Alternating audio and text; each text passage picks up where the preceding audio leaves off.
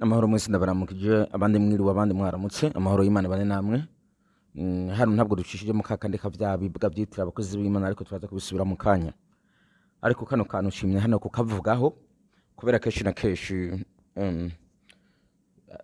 hariho kanu umuntu yambwiye ati burya ubona abantu nubona bagutera n'induruzo batakubwiye ngo ikosa bakoze niri akantu uvuze kazoba kabakoze ku mutima kazoba babaje ku mutima.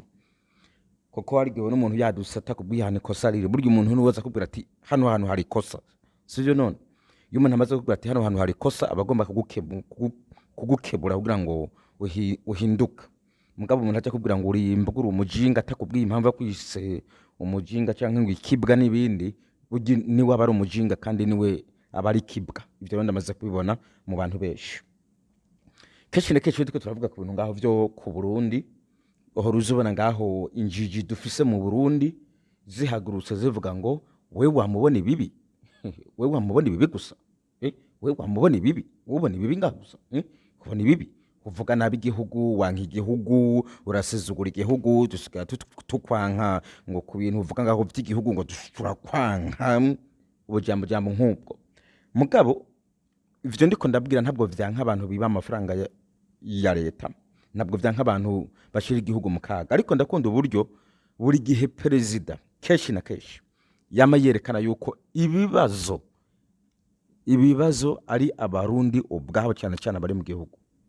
Ibi bintu yama yavyerekana sinzi rero bino bisakuza ntimbaza ko biba vyagaye perezida ngira ngo nakagaye kubera abarundi benshi baragayana ndabizi nibaza yuko babagaye perezida mugangira ngo bagatinya kubimubwira bakamusuzugura kuko nta musi numwe perezida araza avuga ngo ikibazo kiri mu Burundi ni Chimamanda, ikibazo kiri mu Burundi ndaba diaspora, ikibazo kiri mu Burundi ngo ni ba Pacifique ni nahazwe, ikibazo kiri mu Burundi ngo ni ba runaka ekada. Buri gihe wamubona zanye ibibazo biterwa n'abantu bari ndane mu gihugu. Noneho ninde mwasi wumva igihugu mwasi igihugu nabo bantu bari mu gihugu bonone igihugu. Mugabo injavyi hamwe n'ibindi mu mutwe bitagira ubwenge sinzi impamvu bivuga ivyo bintu. Na Perezida hano yerekanye ibintu bituzanira amafuti twebwe bituzanira ikibazo iwacu Burundi n'ubwiyorobetse. Ubwo bwiyorobetse nabwo businya ibintu byose twogezaho by'iterambere.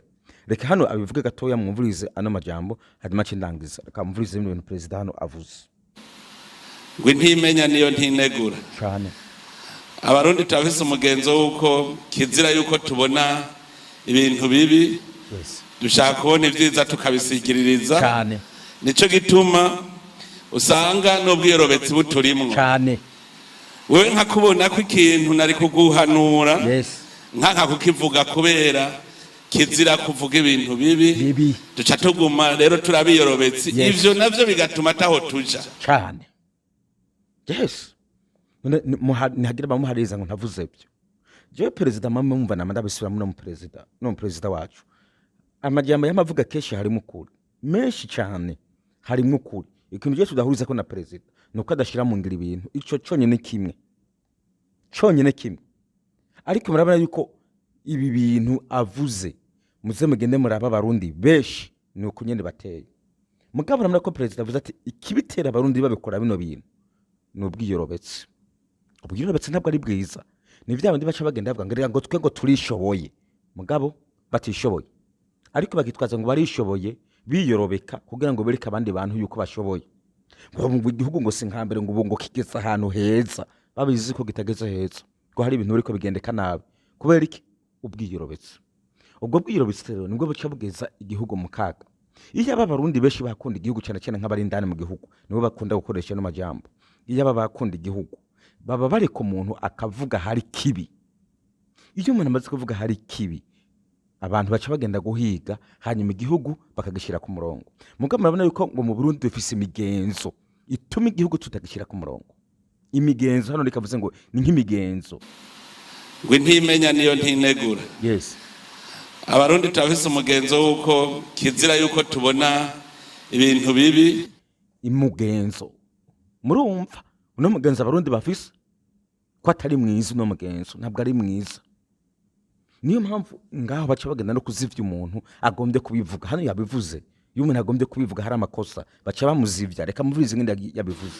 Dushaka kubona ivyiza tukabisigiririza nico gituma usanga n'ubwiyerobetsi buturimwo. Yes, mumve.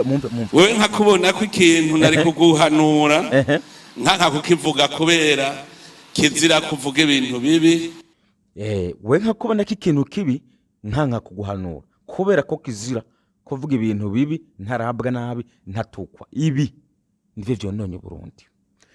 Duhereje kuri kano kantu rero, no mu mashengero nuko nyene bimeze. Turaza hano tukabereka ibibi bibera mu mashengero, wagenda kubiraba ugasanga nivyo. Mugabo hakwemera uti bino bintu vy'ibibi badumye ku rutoki, ndabona yuko ari vyo, reka duhindure.